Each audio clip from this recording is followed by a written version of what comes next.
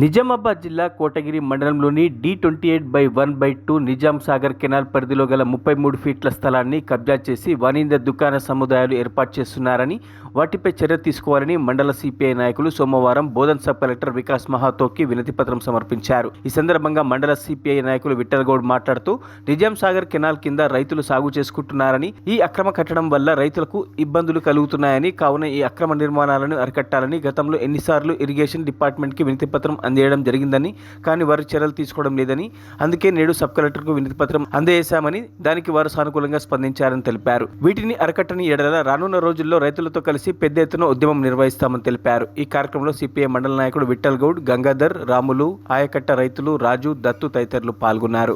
Memorandum ఇవ్వడం జరిగింది. ఆ విషయం మీద సబ్ కలెక్టర్ గారు మంచి స్పందన ఇవ్వడం జరిగింది. మాకు ఆశ ఉంది, సారు ఈ సమస్యను పరిష్కారం చేస్తాడు కంపల్సరీ అనే ఆశ భావం వ్యక్తం చేస్తున్నాం.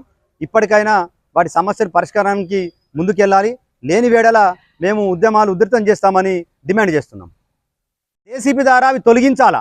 ఆ జేసీబీ ద్వారా తొలగిస్తేనే కింది ఆయకట్టు రైతులకు వాటర్ వెళ్తుంది.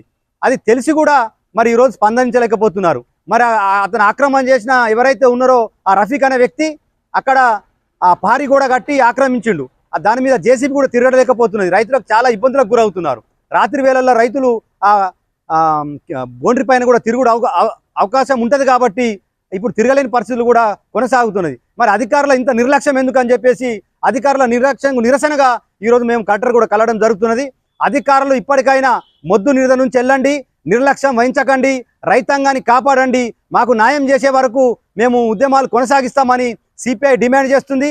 ఇప్పటికైనా మీరు స్పందించి వెంటనే నోటీసులు జారీ చేసి ఎవరైతే అక్రమదారులను ఆక్రమిస్తుండో వాళ్ళని తొలగించి బౌండరీ స్థలాన్ని కాపాడి రైతాంగానికి న్యాయం చేయాలని చెప్పేసి మేము కలెక్టర్ గారికి వినతి పత్రం ఇవ్వడం జరిగింది.